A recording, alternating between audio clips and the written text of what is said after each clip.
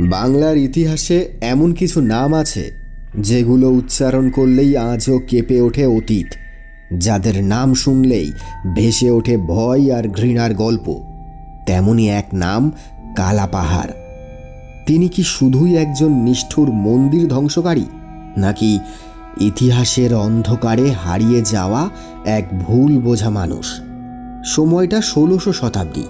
চারিদিকে অস্থিরতা, সংঘর্ষ আর রক্তাক্ত অধ্যায়। আর সেই সময়ের সবচেয়ে বিতর্কিত চরিত্রের গল্প বলবো আজ। কালাপাহাড়, এই নামটিকে ঘিরে আমরা যা জানি অথবা যা শুনে এসেছি, তার কোনটা সত্যি আর কোনটা কেবল কল্পকাহিনী তা নির্দিষ্টভাবে বলা আজও কঠিন। বিভিন্ন ইতিহাসবিদ তার জীবন ও কর্মকাণ্ড নিয়ে দিয়েছেন ভিন্ন ভিন্ন ব্যাখ্যা। কেউ দেখেছেন তাকে এক নির্মম ধ্বংসকারী হিসাবে, আবার কেউ মনে করেছেন তিনি ছিলেন সময় ও পরিস্থিতির শিকার। তার কোনো প্রতিকৃতি নেই, কোনো তৈলচিত্র নেই, কোনো নির্ভরযোগ্য বর্ণনাও নেই। তিনি দেখতে কেমন ছিলেন সেটাও আজ অজানাই রয়ে গেছে। আর হয়তো সেই কারণেই কালাপাহাড় আজও রয়ে গেছে ইতিহাসের এক অমীমাংসিত রহস্য হয়ে। তবুও ইতিহাসের বিচ্ছিন্ন টুকরো, বিভিন্ন মত আর বিতর্কের ভেতর থেকে যতটুকু জানা সম্ভব সেই গল্পটাই তুলে ধরার চেষ্টা করা হলো এখানে। কিন্তু প্রশ্ন হলো, এই কালাপাহাড় আসলে কে ছিলেন? ইতিহাসের পাতা ঘেঁটে জানা যায় তিনি জন্মেছিলেন এক হিন্দু ব্রাহ্মণ পরিবারে।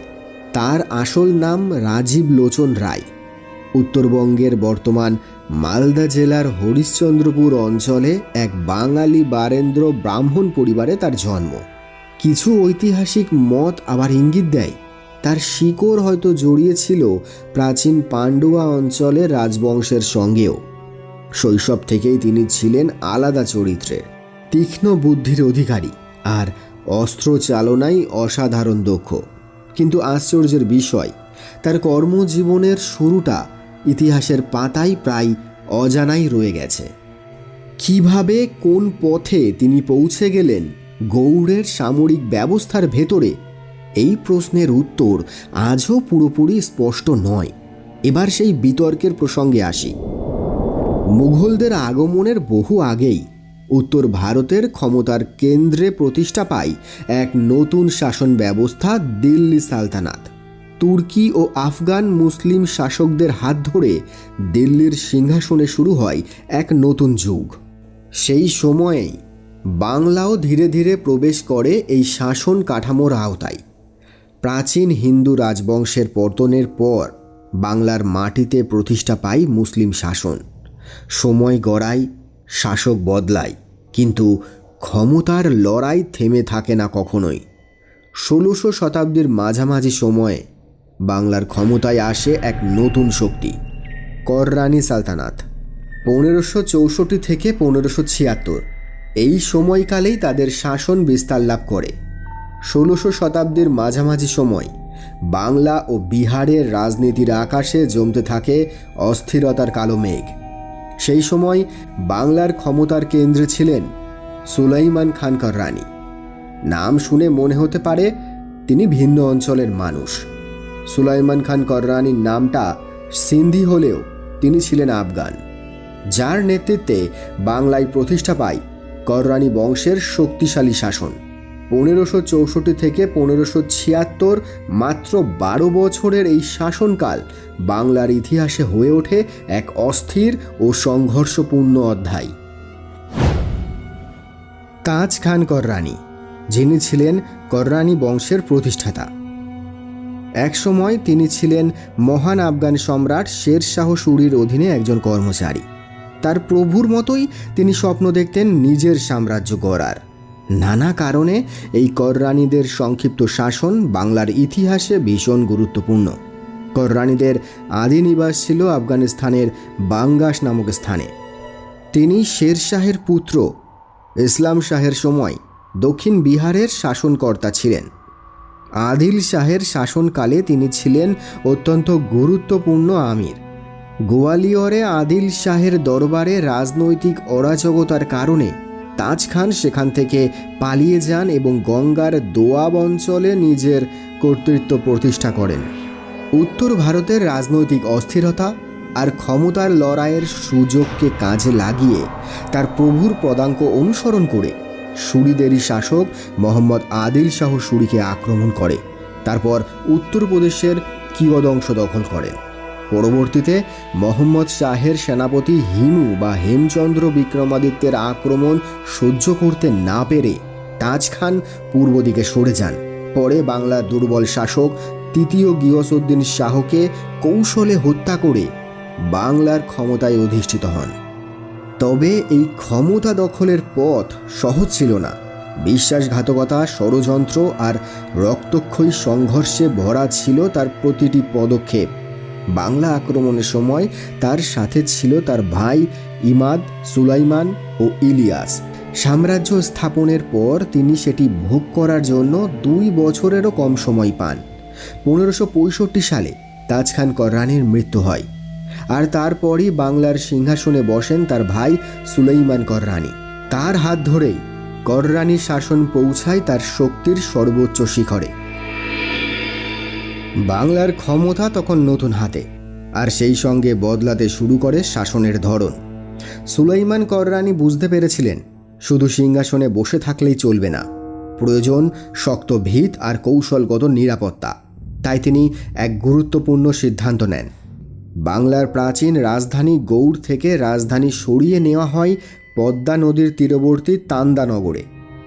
একসময় সমৃদ্ধ ও জনবহুল এই শহর প্রায় 1 দশক ধরে ছিল বাংলার প্রশাসনিক কেন্দ্র, কিন্তু আজ তার নামও প্রায় হারিয়ে গেছে ইতিহাসের পাতায়। পদ্মার ভাঙনে ধীরে ধীরে বিলীন হয়ে গেছে সেই নগরীর চিহ্ন। টেঁডার খাঁজা নামে একটা তিলের খাঁজা এখনও পাওয়া যায় মালদাতে। কেন এই রাজধানী স্থানান্তর? এর পেছনে ছিল একাধিক কারণ। গৌড়ের জলবায়ু আফগান সৈন্য আর তাদের ঘোড়ার জন্য ছিল অসহনীয়। অন্যদিকে উত্তর ভারতের শক্তিশালী মুঘল সাম্রাজ্যের ক্রমবর্ধমান প্রভাব বাংলার শাসকদের বাধ্য করেছিল আরও নিরাপদ অবস্থান খুঁজতে। তান্দা ছিল সেই নিরাপদ দূরত্ব, যেখান থেকে শাসন করা যেমন সহজ তেমনি প্রতিরক্ষা করাও ছিল তুলনামূলক সুবিধাজনক। এই সময়েই বিভিন্ন অঞ্চল থেকে বিচ্ছিন্ন হয়ে পড়া আফগান যোদ্ধারা ধীরে ধীরে একত্রিত হতে থাকে বাংলার মাটিতে। এবার আসি কালা পাহাড়ের প্রসঙ্গে। গৌড়ের সেনাবাহিনীতে যোগ দেবার পর রাজীব লোচন বা কালা পাহাড় খুব দ্রুতই নিজের দক্ষতার প্রমাণ দেন। সৈন্য পরিচালনা, যুদ্ধ কৌশল এবং নেতৃত্ব সব ক্ষেত্রেই তিনি হয়ে ওঠেন এক আলাদা নাম। তার এই অসাধারণ প্রতিভাই তাকে পৌঁছে দেয় ক্ষমতার আরও কাছাকাছি। সুলাইমান খান কররানীর শাসনকালে ব্যক্তিগত যোগ্যতার জেরে তিনি লাভ করেন গৌড়ের ফৌজদারের গুরুত্বপূর্ণ পদ। ইতিহাসের এই অংশে রয়েছে ভিন্ন মত। কিছু ঐতিহাসিকের মতে তিনি শুরু থেকেই সুলাইমান খান কররানীর সেনাবাহিনীর অংশ ছিলেন না, বরং তিনি নাকি উড়িষ্যার শেষ হিন্দু শাসক মুকুন্দদেবের সেনাপতি ছিলেন। এমনকি 1565 সালের এক সংঘর্ষে ভুরিশ্রেষ্ঠ অঞ্চলের শাসকের সহায়তায় বাংলার সুলতান সুলাইমান খান কররানীকে পরাজিত করার কথাও উল্লেখ পাওয়া যায়। তবে এই বর্ণনাগুলোর ঐতিহাসিক নির্ভরযোগ্যতা নিয়ে রয়েছে বিতর্ক। কিন্তু একটি বিষয়ে ইতিহাসবিদদের মধ্যে প্রায় কোনো দ্বিমত নেই। কালা পাহাড় অর্থাৎ রাজীব লোচন রায় জন্মেছিলেন এক বাঙালি বারেন্দ্র ব্রাহ্মণ পরিবারে, আর সেখান থেকে শুরু হয়েছিল এক জীবনের যাত্রা, যা পরবর্তীতে রূপ নেয় ইতিহাসের সবচেয়ে বিতর্কিত কাহিনীগুলির একটিতে। এবার আসে তার জীবনের সবচেয়ে গুরুত্বপূর্ণ অধ্যায়, ধর্মান্তরের ঘটনা। আর ঠিক এখানেই ইতিহাসবিদদের মধ্যে রয়েছে গভীর মতভেদ। এই ঘটনার ব্যাখ্যায় প্রচলিত রয়েছে একাধিক কাহিনী। প্রথম মত অনুযায়ী রাজীব লোচন রায়, যাকে কিছু কাহিনীতে রাজু ভাদুরী নামেও উল্লেখ করা হয়, তিনি উড়িষ্যার রাজা মুকুন্দদেবের পক্ষ থেকে সন্ধির প্রস্তাব নিয়ে উপস্থিত হন সুলাইমান খান কররানীর দরবারে। আর সেখানেই তিনি আকৃষ্ট হন সুলতানের কন্যা দুলারি বিবির প্রতি। আবার অন্য এক বর্ণনায় বলা হয়, সুলতান নিজেই তার কন্যাকে ব্যবহার করেছিলেন এক কৌশল হিসাবে, কারণ তিনি বুঝতে পেরেছিলেন এই প্রতিভাবান যুবক তার সাম্রাজ্য বিস্তারে গুরুত্বপূর্ণ ভূমিকা রাখতে পারে। তাই এই সম্পর্ক ছিল কি শুধুই ভালোবাসা, নাকি নিছক রাজনৈতিক কৌশল? ইতিহাস এই প্রশ্নের স্পষ্ট উত্তর দেয় না। তবে তার ধর্মান্তকরণের পেছনে আরও একটি গল্প প্রচলিত। সেখানে বলা হয়েছে, সুপুরুষ রাজীব লোচন রোজ পুজো দিতে আসতেন মন্দিরে। প্রাসাদ থেকে তাকে দেখে মুগ্ধ হন সুলাইমানের কন্যা। সুলতান কন্যা বাবার কাছে আবদার করেন, বিয়ে করলে এই ব্রাহ্মণ তরুণকেই করবেন, নতুবা কাউকে নয়। তিনি ঠিক কখন ইসলাম গ্রহণ করেছিলেন, চাকরিতে যোগ দেওয়ার আগে নাকি পরে, তা ইতিহাস স্পষ্টভাবে জানায় না। তবে অনেক ঐতিহাসিকের ধারণা, মুসলিম অভিজাত সমাজের সংস্পর্শে এসে প্রভাবিত হয়েই তিনি গ্রহণ করেছিলেন নতুন ধর্ম। আর এই গ্রহণের পরেই তার জীবনের গতি পাল্টে যায় সম্পূর্ণভাবে। ধর্ম পরিবর্তনের আগে রাজীব লোচন ছিলেন বিবাহিত। তার ছিল 2 স্ত্রী, তারা ছিল 2 বোন।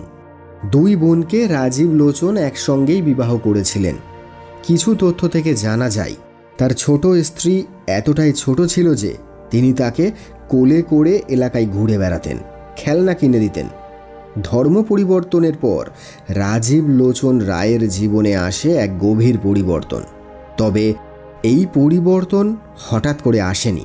কিছু ঐতিহাসিকের মতে রাজু ভাদুরী শর্ত সাপেক্ষে ইসলাম ধর্ম অনুসারে সুলাইমানের কন্যাকে বিবাহ করেছিলেন এবং সুলাইমানের প্রধান সেনাপতির পদ অলঙ্কৃত করেছিলেন। যদিও আপন ধর্ম তিনি তখনও পরিত্যাগ করেননি, কিন্তু মুসলিম কন্যা বিবাহের সুবাদে সেই সময়কার বর্ণবাদী হিন্দু সমাজ তাকে ঘৃণা ভরে প্রত্যাখ্যান করে, তার পরিবারকে একঘরে করে দেয়। আর সেই কারণে প্রতিশোধ স্পৃহায় অন্ধ হয়ে তিনি ইসলাম ধর্ম গ্রহণ করে মোহাম্মদ ফারমুলি নাম ধারণ করেন এবং প্রবল হিন্দু বিদ্বেষী হয়ে ওঠেন।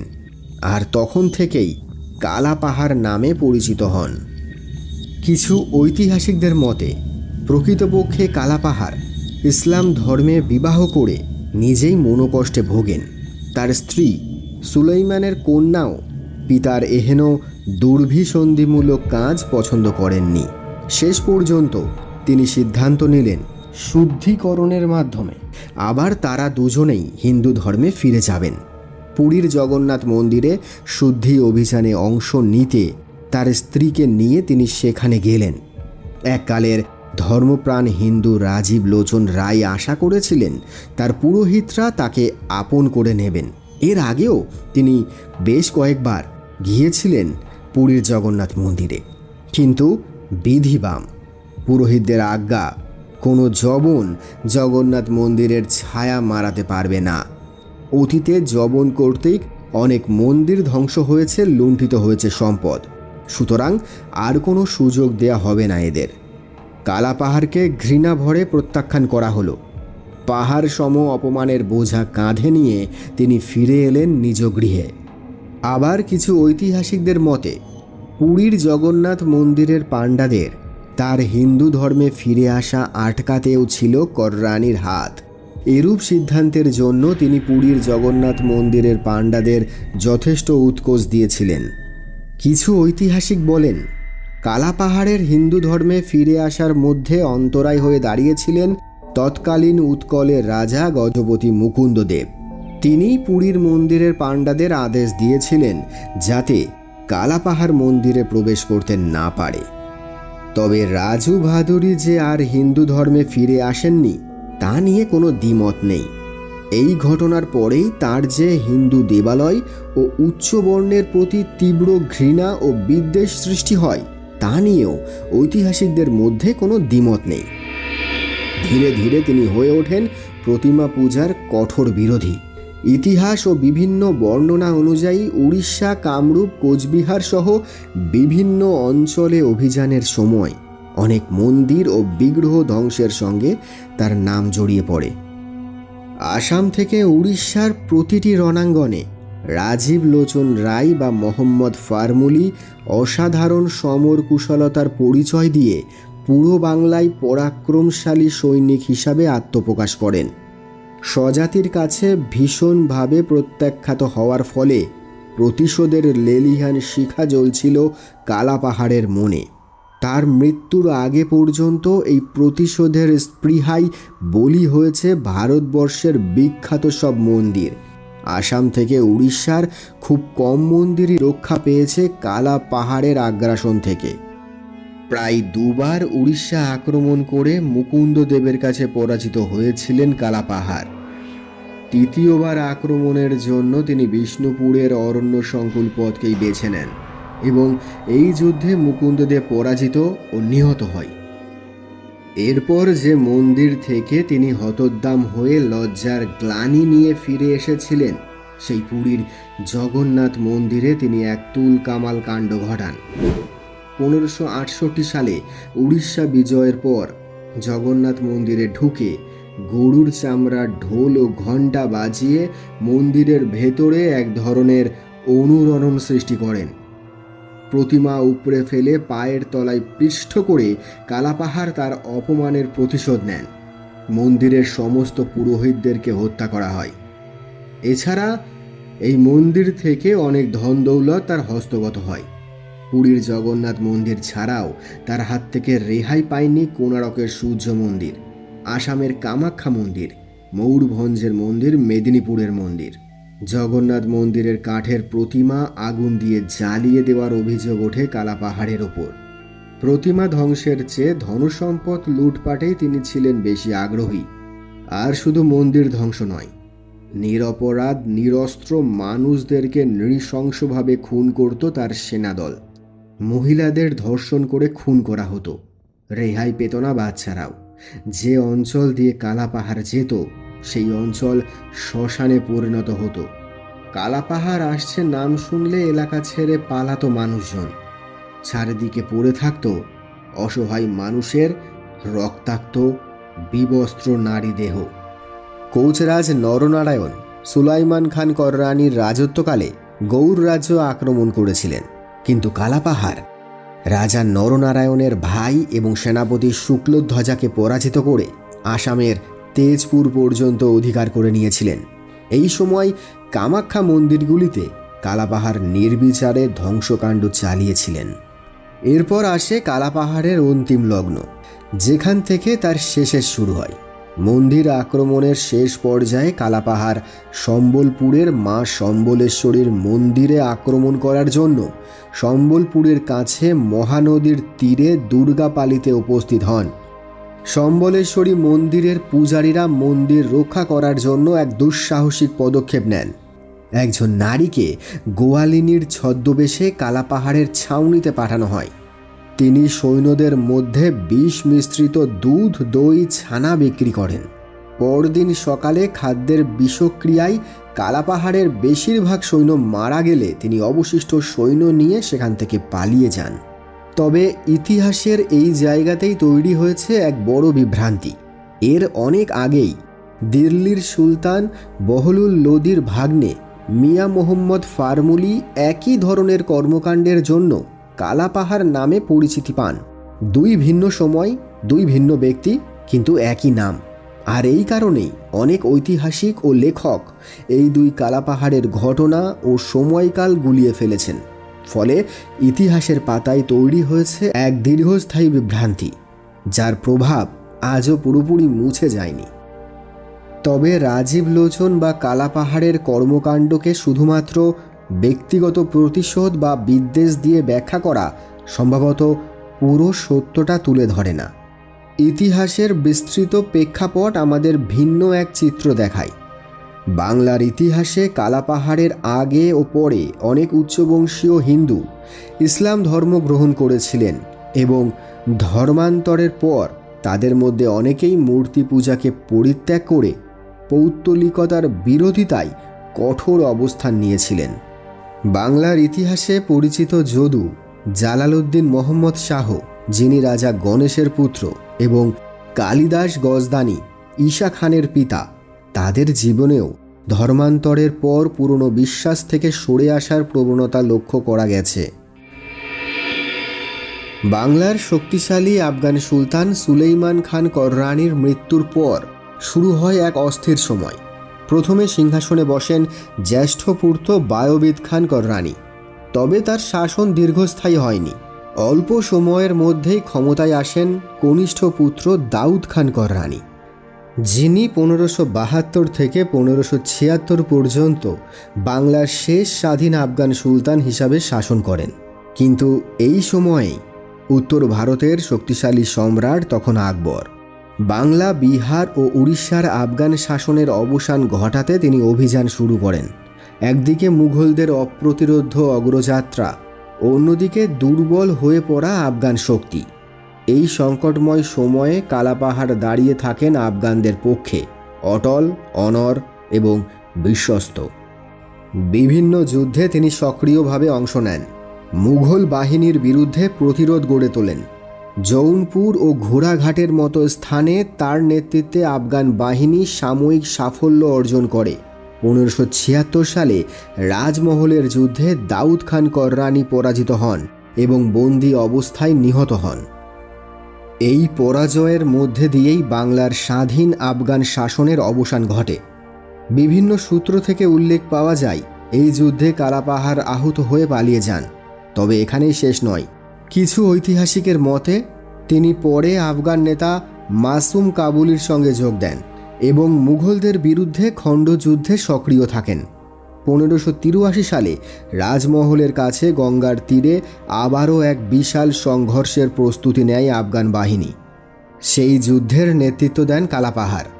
প্রায় 1 মাস ধরে চলে টানা সংঘর্ষ।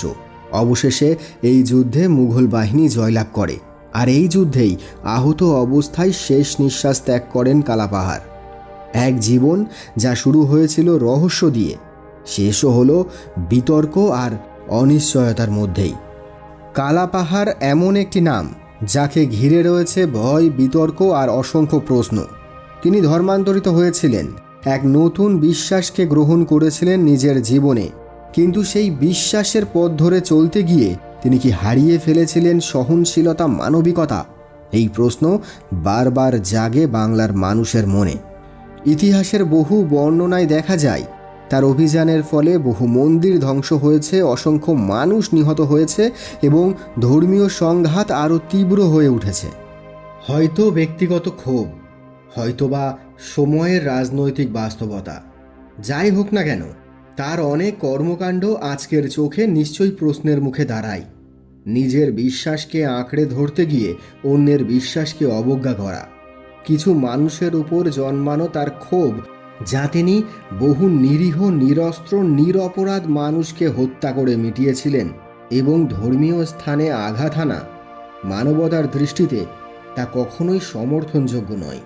অনেক ঐতিহাসিকদের মতে কালাপাহাড় তার শেষ জীবনে তার কর্মকাণ্ডের জন্য অনেক অনুশোচনায় ভুগেছিলেন। ইতিহাস আমাদের শুধু শোনায় না, শেখায়ও। আর কালাপাহাড়ের কাহিনী আমাদের সেই শিক্ষাই দেয়। ধর্ম, ক্ষমতা আর প্রতিশোধের মিশ্রণে মানুষ কখনো কখনো এমন পথে চলে যায় যেখান থেকে ফিরে আসা আর সম্ভব হয় না। তাই হয়তো তিনি শুধু একজন ব্যক্তি নয়, তিনি এক সতর্ক বার্তা, এক ইতিহাসের আয়না, যেখানে আমরা দেখতে পাই সহনশীলতা হারানোর পরিণতি কেমন হতে পারে। নমস্কার, আমি শুভজিৎ। কালাপাহাড় সম্পর্কে জেনে তোমাদের কেমন লাগলো সেটি অবশ্যই কমেন্টের মাধ্যমে জানিও। ভিডিওটি ভালো লাগলে লাইক করে দিও। আর তোমরা যারা এখনও সাবস্ক্রাইব করোনি তারা প্লিজ সাবস্ক্রাইব করে দিয়ে আমার পাশে থেকো। দেখা হবে খুব তাড়াতাড়ি আরও একটি নতুন ভিডিওর সাথে। ভালো থেকো, সুস্থ থেকো এবং ক্রিয়েটিভ সোলের সাথে থেকো। ধন্যবাদ।